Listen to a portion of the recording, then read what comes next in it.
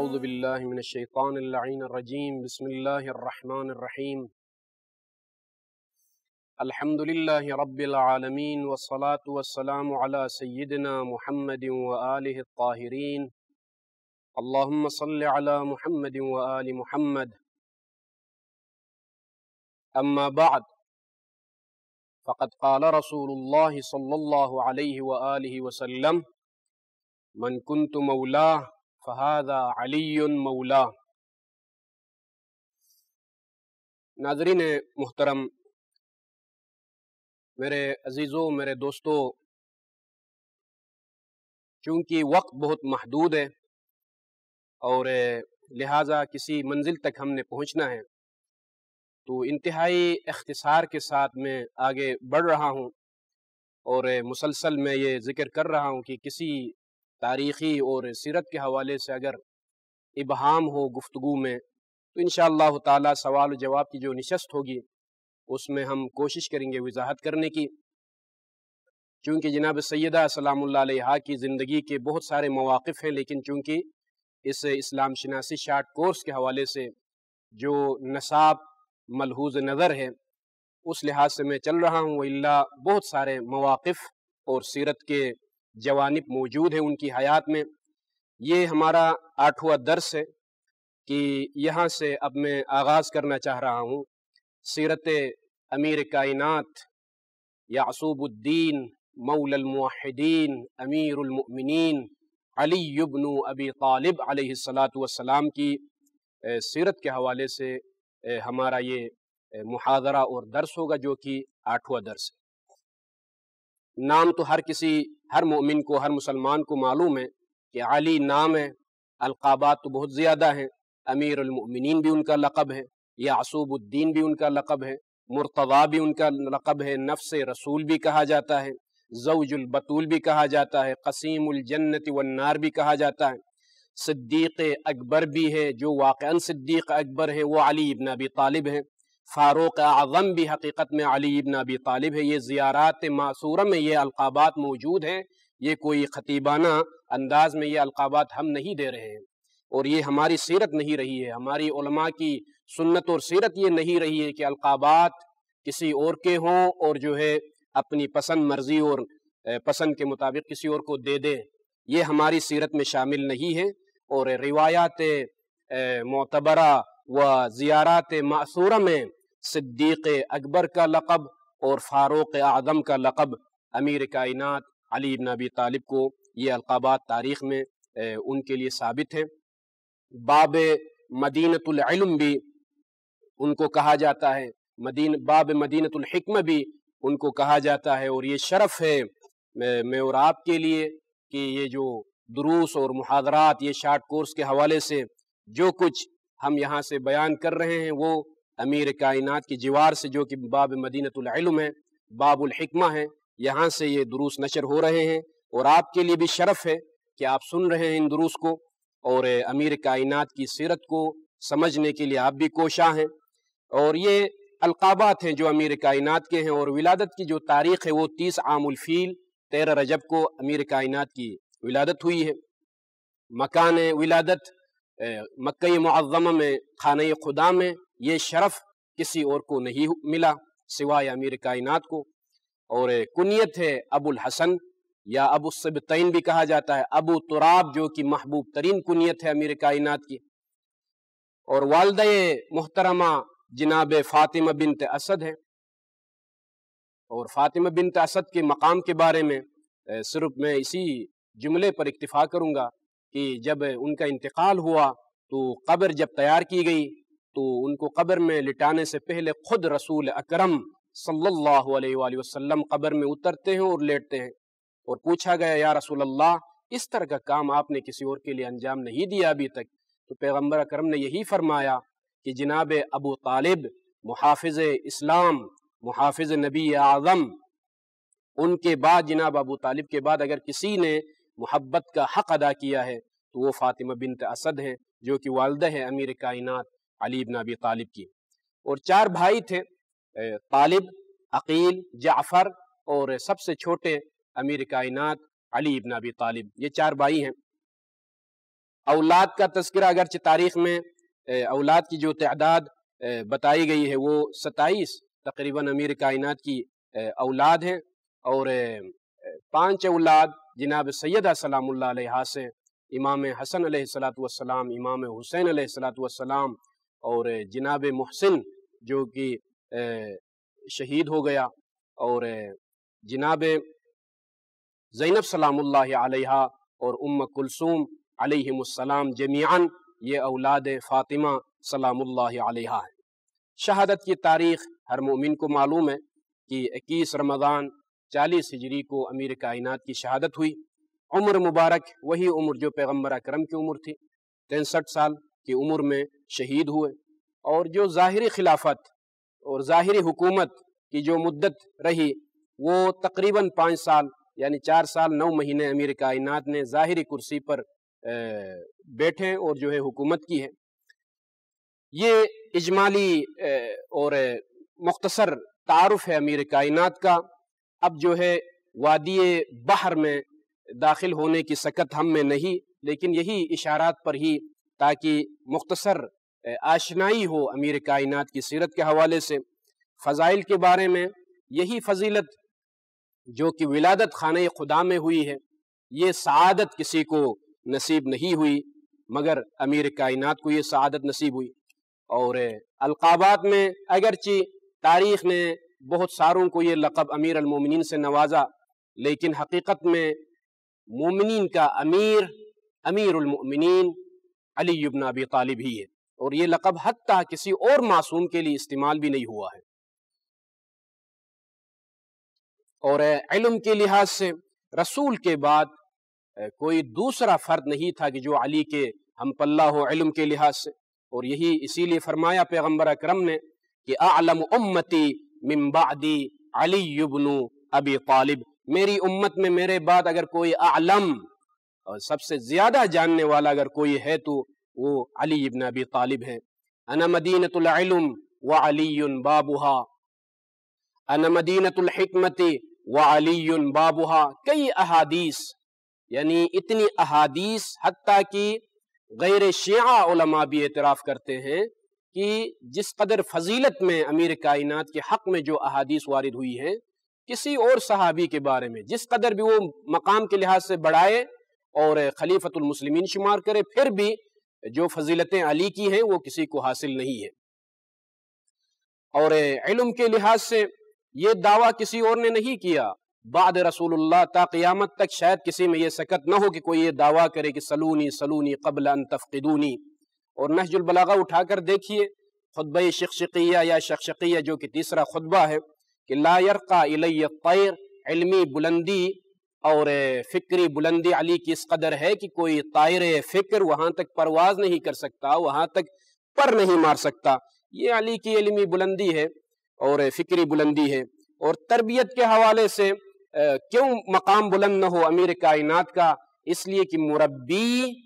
مربی جس نے تربیت دی ہے وہ افضل الرسل خاتم الانبیاء محمد مصطفیٰ صلی اللہ علیہ وآلہ وسلم نے تربیت دی ہے امیر کائنات کو۔ اور اس تربیت کا تذکرہ اگر نہج البلاغہ اٹھا کر پڑھیں تو بہت جو ہے لطف آئے گا کہ کس طریقے سے پیغمبر اکرم نے کس کیفیت کے ساتھ، کس طریقے کے ساتھ، کس روش کے ساتھ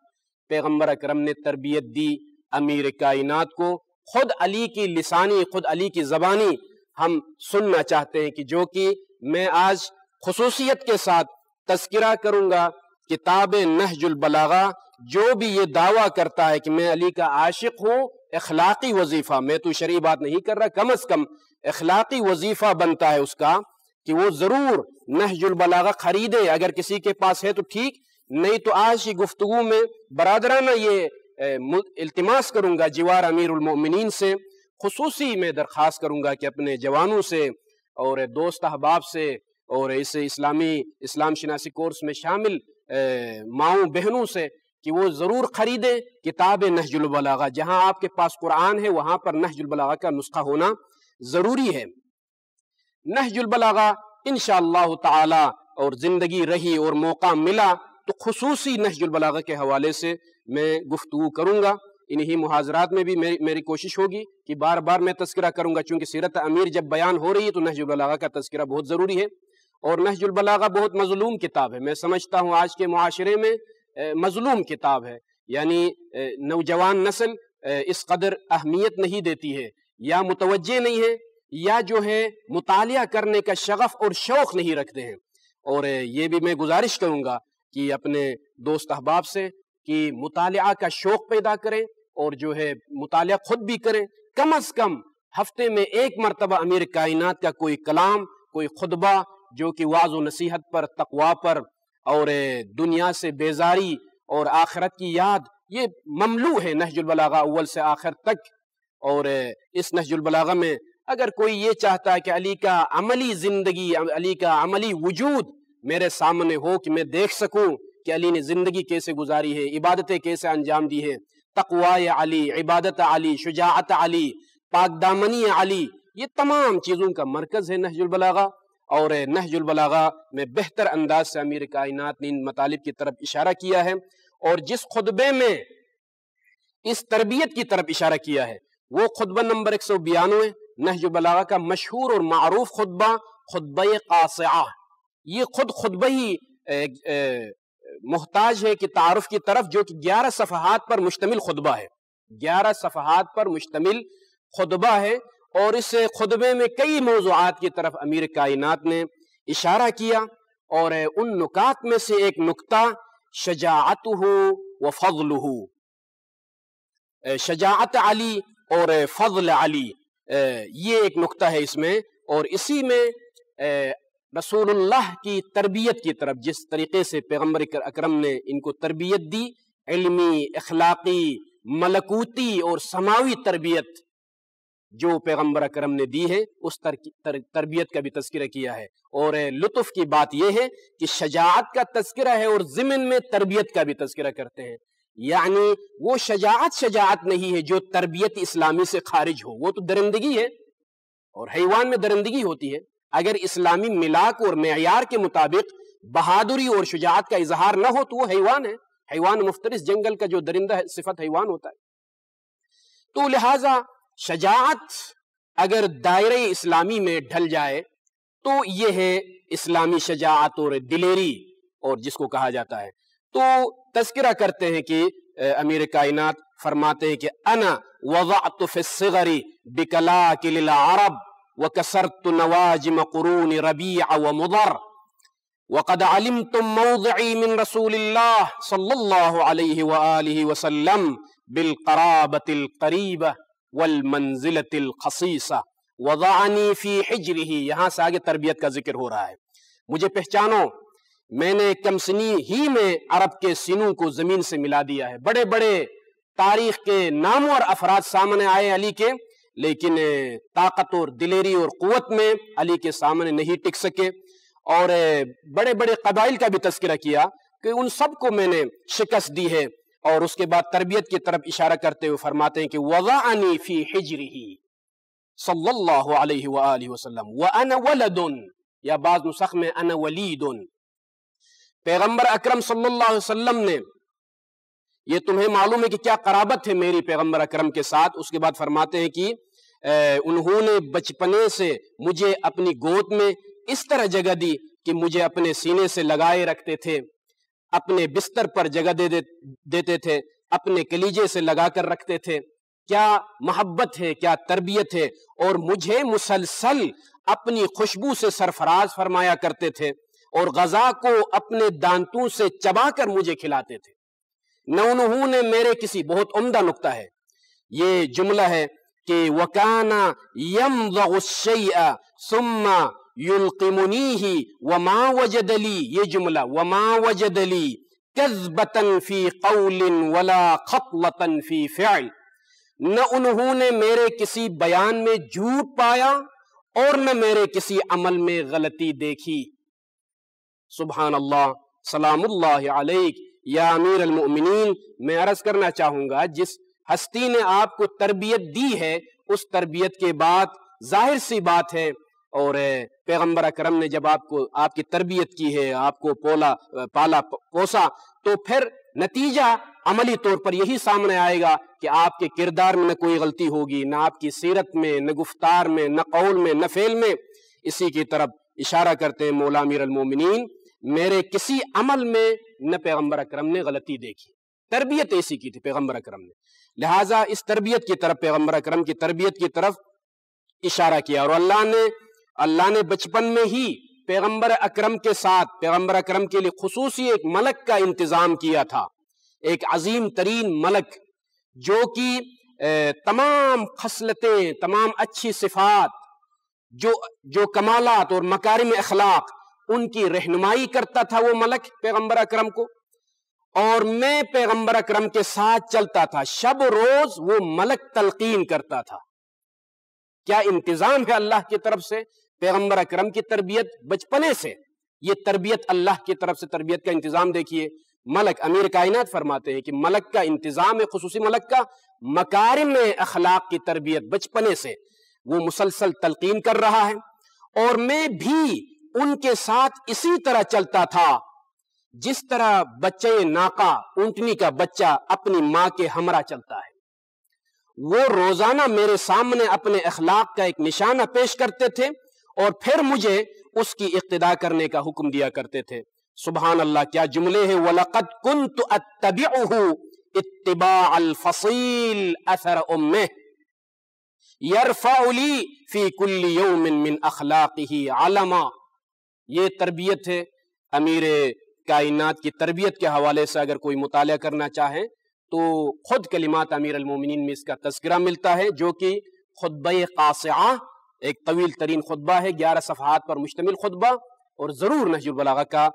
مطالعہ کریں اور اس کی طرف رجوع کریں کہ پیغمبر اکرم نے کس انداز میں امیر کائنات کی تربیت فرمائی۔ تو یہ جو کہ 8واں درس ہے، جاری ہے گفتگو ہماری کہ امیر کائنات کی سیرت کے حوالے سے، کہ میں ذکر کر رہا تھا کہ امیر المومنین کی جو تربیت پیغمبر اکرم نے کی، اس تربیت کا اثر یہ سامنے آیا کہ خود امیر کائنات فرماتے ہیں کہ میری زندگی میں نہ کوئی غلطی دیکھی، عملاً و قولاً، نہ میرے قول میں، نہ میری گفتگو میں، نہ میرے افعال میں۔ عزیزان، میرے دوستو عزیزو، ایک اور اہم نقطے کی طرف میں اشارہ کرنا چاہتا ہوں۔ 4 سال 9 مہینے ظاہری حکومت کی ہے، لیکن ایک حاکم وقت ہونے کے باوجود زہد میں، تقوی میں، شجاعت میں، دلیری میں، فصاحت اور بلاغت میں تمام کمالات، جس کی تفصیل آنے والے درس میں ضرور بیان کروں گا، کہ اس حوالے سے جو صفات عموماً، عادتاً، معمولاً جو صفات ایک ہی وقت میں اکٹھی نہیں ہو سکتی ہیں، جمع نہیں ہو سکتی ہیں، مگر وجود امیر المومنین میں متعدد صفات آن واحد میں ایک ہی وقت میں جمع تھی۔ آپ عبادت کے میدان میں دیکھیں امیر المومنین کی عبادت، زہد اور تقوی میں، شجاعت اور دلیری میں، جس کی طرف صفی الدین حلی کا ایک کلام ہے، سفینۃ البحار، جو کہ مشہور کتاب ہے، عباس قمی جو کہ صاحب مفاتیح الجنان، زاہد حاکم حلیم شجاع فاتق ناسک فقیر جواد، اور ان صفات کی طرف اشارہ کیا ہے ابن ابی الحدید معتزلی، جس کی شرح مشہور ہے، نہج البلاغہ پر ان کی شرح مشہور ہے، معتزلی عالم دین ہے، بڑی مفصل شرح ہے ان کی۔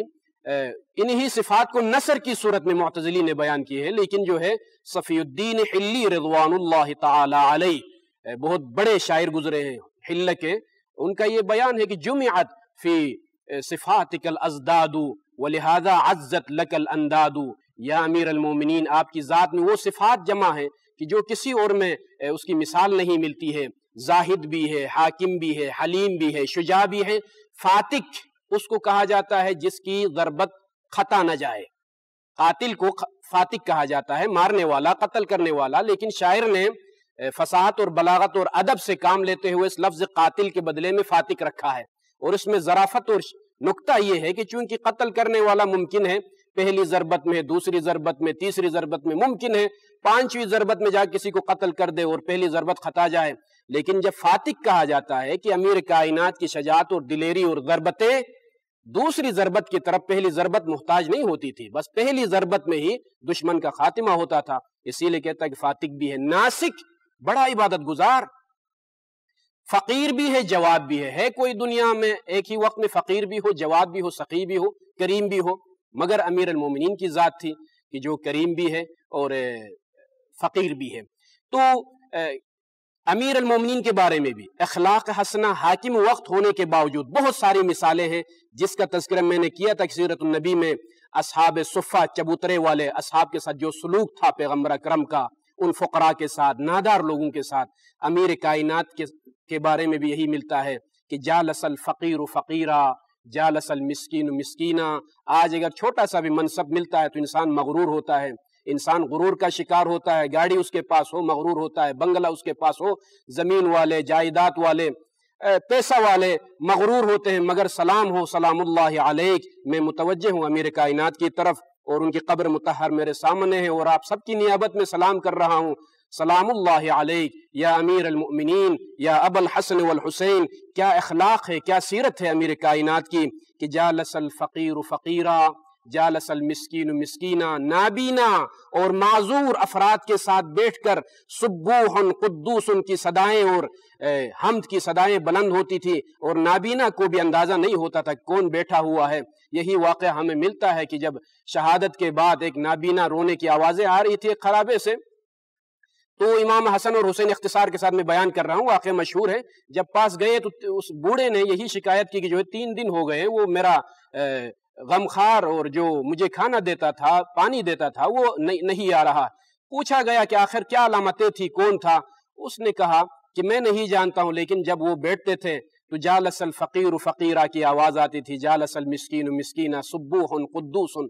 حاکم وقت ہونے کے باوجود یہ میں اور آپ کے لیے درس ہے، عبرت ہے، سیرت پڑھنا، سیرت سننا اور سیرت بیان کرنا، اور جوار امیر المومنین سے خصوصیت کے ساتھ ان دروس کا اہتمام۔ میرے عزیزوں، میرے دوستوں، اسی سیرت پر عمل کرنے کی ہماری کوشش ہے اور دعا ہے پروردگار کہ اس پر عمل کرنے کی توفیق عطا فرمائے۔ حاکم وقت ہونے کے باوجود زمین پر فقراء کے ساتھ بیٹھتے ہیں، اور جالس الفقیر فقیرہ، ایک فقیر فقیر کے ساتھ بیٹھا ہوا ہے، ایک غریب غریب کے ساتھ بیٹھا ہوا ہے، ایک مسکین مسکین کے ساتھ بیٹھا ہوا ہے۔ اسی اخلاق پر، اسی سیرت پر عمل کرنے کی اللہ توفیق عطا فرمائے۔ وصلی اللہ علی محمد وآلہ الطاہرین۔